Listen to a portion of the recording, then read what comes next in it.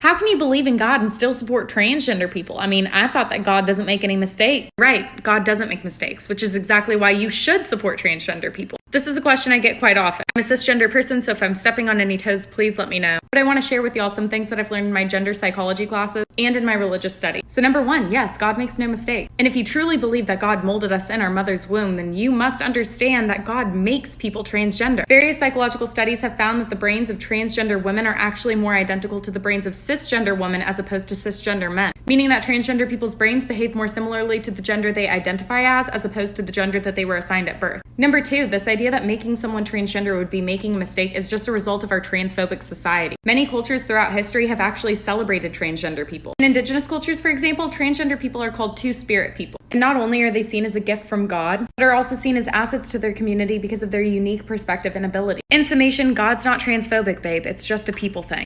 Good morning, bad news! America is entering a Christo-fascist dark age, where a minority of religious extremists have successfully used an illegitimate presidency and the subversion of legislative procedure to create an ultra-conservative Supreme Court stacked with right-wing partisan judicial activists. Every single one of whom, by the way, was chosen by a private far-right legal group called the Federalist Society, whose sole purpose is to roll back a century of civil rights advancements in favor of establishing legal precedent that's almost entirely founded in Christian theology, and who are already calling for an end to federally protected access to birth control, same-sex marriage, and even interracial marriage while stripping voting rights predominantly from people of color. Simultaneously, the Supreme Court, along with state courts and legislatures around the country, are passing laws to give our hyper-militarized police more money and less accountability, like making it a crime to film police up close, or making it impossible to sue federal agents for violating your constitutional rights. And did you know that the Supreme Court has previously ruled that police have no duty to protect you? In other words, an illegitimate Supreme Court is passing religious rulings to be enforced by militarized law enforcement that has no obligation to help you and who are accountable only to themselves and are therefore rarely prosecuted for misconduct, brutality, or violating the few basic rights you have left.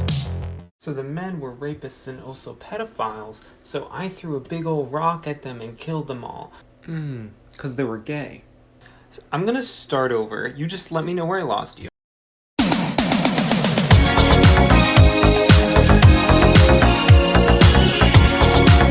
What do you think about Jesus? And by the way, his name wasn't Jesus, it was Yahshua. But everyone calls him Jesus. That's not his name. And I'm not afraid to say it. His name was Yahshua. It was not Jesus.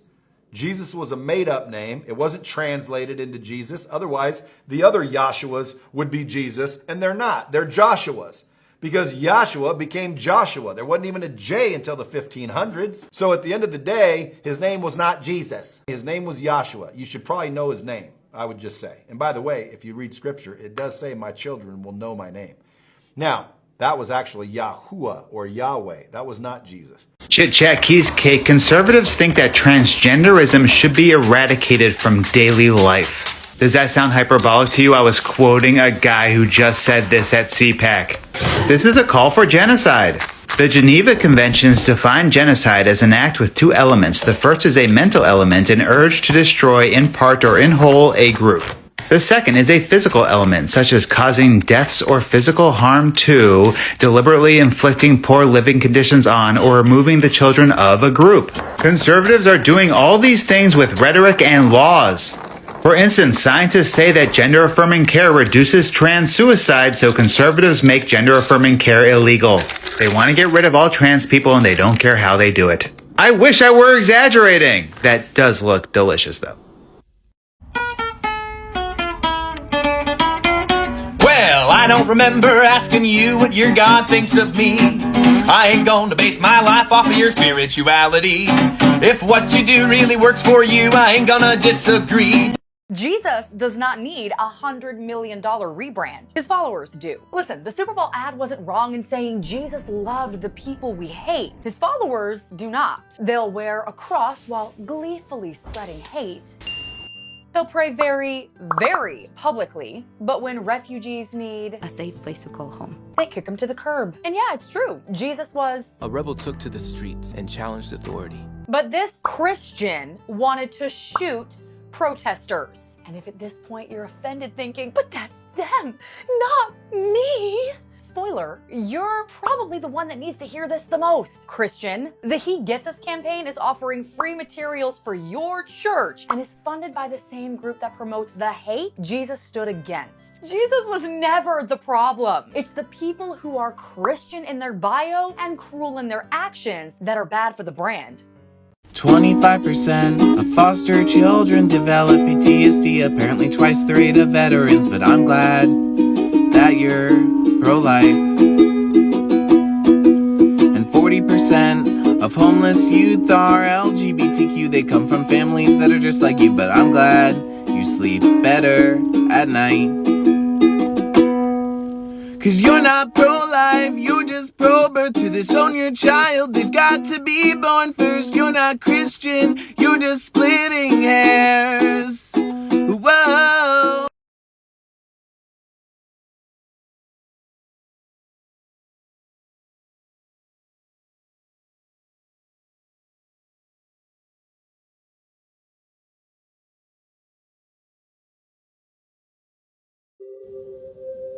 Not a pride flag, just a rainbow piece of fabric so you don't have to see the mess. So, let's go ahead and read your fucking book. Now, which one are we reading today? Let's see. How about the NIV? Do not have sexual relations with a man as one does with a woman. That is detestable. Oh, wow. Now let's see. How about the King James Version? Thou shalt not lie with a man as with woman. It is abomination. Okay. Ow. Oh, fuck. It's heavy. Ugh. Fuck. Okay. How about this 1800s priest pulpit Bible? Oh, fuck. Give me a second. Okay. Chapter 18, verse 22. Thou shalt not lie with child as they do with woman. It is abomination. So are the old Bibles wrong? Or are y'all just fucking dumb when it comes to the history of how much your book has been changed?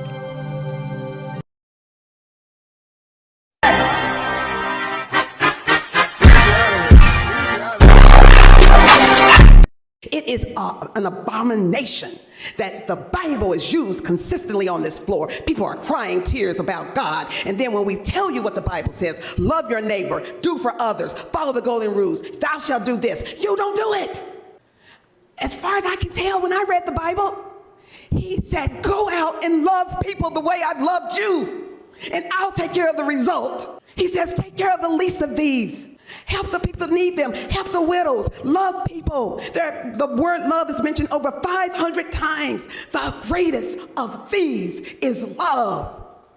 But y'all got opinions about everything, which is not why we're here, to be for the people, by the people, to serve the people. Now, I would feel a little differently if you had evidence that you let the government come in your house and tell you what to do, if you let your neighbors come in the house and tell you what to do, but nobody on this floor lets anybody tell you what to do, let alone the Dems.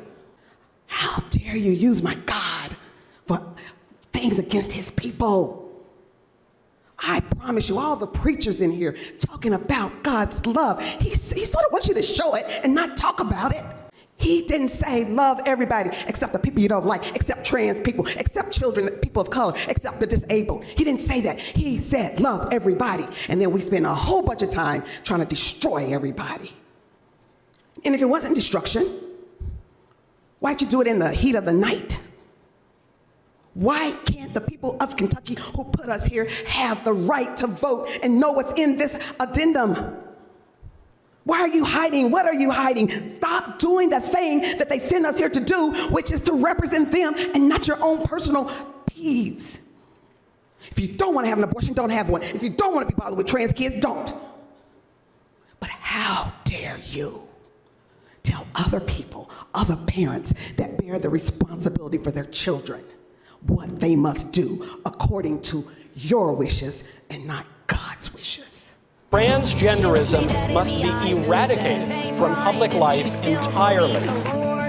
Get on your hands and knees and pray for us. I spend a lot of my time just bumping into DJs I'll stop by the grocery on the home and get hey. Are you even paying attention to me right now? I swiped my debit card, the cashier told me that it was declined. That made me cry. Yeah, I don't get it. You're talking about Strikehor, but he's not here. Are you fucking... I have one question for y'all before I start. Why in the hell are y'all doing this? The number of LGBTQ teens who have considered suicide is rising, already more than 3 times the national average. Dealing with forcibly outing trans kids, and you didn't even talk to the one person in this body who actually knows what it's like to be scared to death as a 13 to 14-year-old kid. Transgenderism must be eradicated from public life entirely. We are only about a week into 2023, and across the country, people are already seeing a wave of anti-transgender legislation making its way into state houses across the country. Pause what you're doing really quick, I promise it'll be fast. The state of Oklahoma is trying to pass a bill that will prohibit gender-affirming healthcare for all trans people under the age of 26. On March 2nd, 2023, Tennessee Governor Bill Lee signed 2 incredibly bigoted bills into law. One criminalizes transgender youth, and the other, drag performers. Someone turned around and told me that the way to fix my mental problem was to give me something that was going to affirm my mental problem. That would be crazy, and nobody would accept that. Nobody that would be. So why? What would have happened if you kept on being illness? bulimic? I could have died if I didn't stop doing what I was doing. Right, so you see there's a difference there right off the bat, right? And we don't affirm that because it's a mental illness that why do needs we affirm treatment. mental- Wait, how are you not seeing the difference here? So if we were to affirm your bulimia, you would wither away and die. What happens when we affirm trans people? Okay, so you're telling me that it's better to physically alter their body. Are you just willing to answer my question? Because I think you know the answer, but you don't want to answer it. The studies suggest pubertal suppression has an inverse relationship with suicidal ideation. It becomes obvious why we would not affirm your bulimia, but we would otherwise affirm trans people. Because one results in a negative outcome and one results in a positive outcome. Make it obvious because clearly there's a huge amount of people, including myself, that does not find that obvious. Good morning, bad news. Did you just watch Congress cringe their way through the TikTok hearing? Does TikTok access the home Wi-Fi network? Are you wondering why a bunch of angry, geriatric, uninformed, and technologically illiterate grandparents are trying to ban TikTok along blatantly obvious political and generational lines that have nothing to do with data security or national interest? Well, besides the fact that Congress is an antiquated institution of elderly power brokers dedicated to protecting wealth, it's also because Congress explicitly shut down the congressional office responsible for informing them about developments in tech. You're fired. The Office of Technology Assessment was created all the way back in 1972, and throughout the 70s, 80s, and 90s published hundreds of studies across critical issues like pollution, healthcare, climate change, and of course, the early stages of the internet. For over 2 decades, the OTA gave Congress the tools they needed to legislate around these issues. But Congress tends to attract unintelligent, sycophantic, anti-science narcissists. So when Republicans took control of Congress for the first time in 40 years in 1995, they immediately got rid of the OTA because they were too busy trying to poison the planet for money. So if you were wondering why Congress looked like a bunch of embarrassing idiots up there, Do I look like I know what a JPEG is? it's because they're a bunch of embarrassing idiots. You were specifically told no fighting, no swearing, and no drinking alcohol. And I caught you bashing that kid's head on the floor shouting, "Don't touch my bloody beer." Breaking gay news, Kentucky is arresting trans people and trans allies right now. Literally, as they're being arrested, one lawmaker gave one of the most powerful speeches I've ever heard. First you hated black people, then you hated Jews. Now you're hating everybody when you hate yourself. This house is for the people, by the people, to serve the people, and you are after everybody's kids but your own. None of us said we would come here and hurt people. You make hate. Somebody's gonna have to tell. Yes, the gentleman from the back row. There is not only a call for the genocide of trans people by extremists in America, but these are genocidal actions on the part of the United States government on a state and local level. According to the United States Holocaust Memorial Museum and the Convention on the Prevention and Punishment of the Crime of Genocide, genocide means any one of the following acts. A. Killing members of the group. B. Causing serious bodily or mental harm to members of the group. C. Deliberately inflicting on the group conditions of life calculated to bring about its physical destruction in whole or in part. D. Imposing measures intended to prevent births within the group. E. Forcibly transferring children of the group to another group.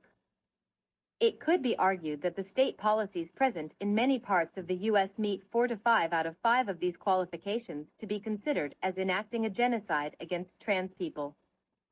By attempting to legally medically detransition us, initially trans youth under the guise of protecting youth who cannot consent to medical transition and later targeting trans adults as well, these states are or would be causing both physical and mental harm to trans people and indirectly killing many. Statistics show that respecting the identities of trans people and allowing medical or social transition decreases suicidality in trans youth by as much as 73% and general feelings of depression by 60%. In transgender or transsexual people who have undergone genital reconstruction or bottom surgery, being denied hormone replacement therapy can be physically dangerous, on top of the emotional distress it can cause. But these lawmakers are aware of these facts. They have been told them repeatedly by trans activists who show up to protest these bills and speak at meetings. This is their goal. Therefore, the effects of policies regarding gender-affirming medical care, as well as ones designed to out and socially isolate trans people already on their own, meet the criteria A, B, and C. There have also been bills introduced to strip trans youth from gender-affirming households to be put in state custody.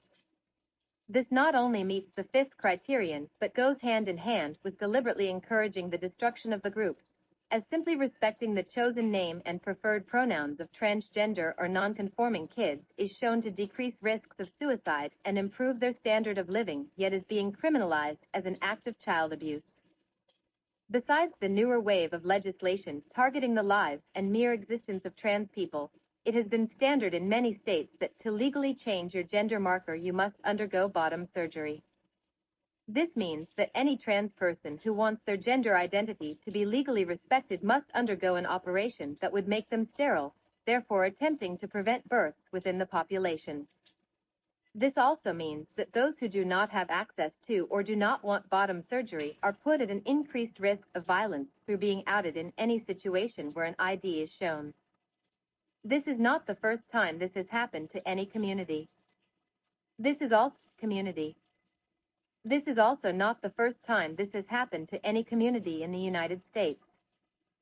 Just as it is not a coincidence that this legislation is appearing as book bans are increasing, it is not a coincidence that anti-trans rhetoric is on the rise at the same time as anti-Semitism, Jew hate, the proposed overturning of the Indian Child Welfare Act, and increasing anti-blackness, the banning of critical race theory and all discussions of racial injustice, among other social issues. There is a reason that policies and general statements regarding the restrictions on trans lives often adopt Ebonics or African American vernacular English to describe their opposition, i.e., Reverse Woke Act. All these social issues blend into one another and are closely interconnected in many ways.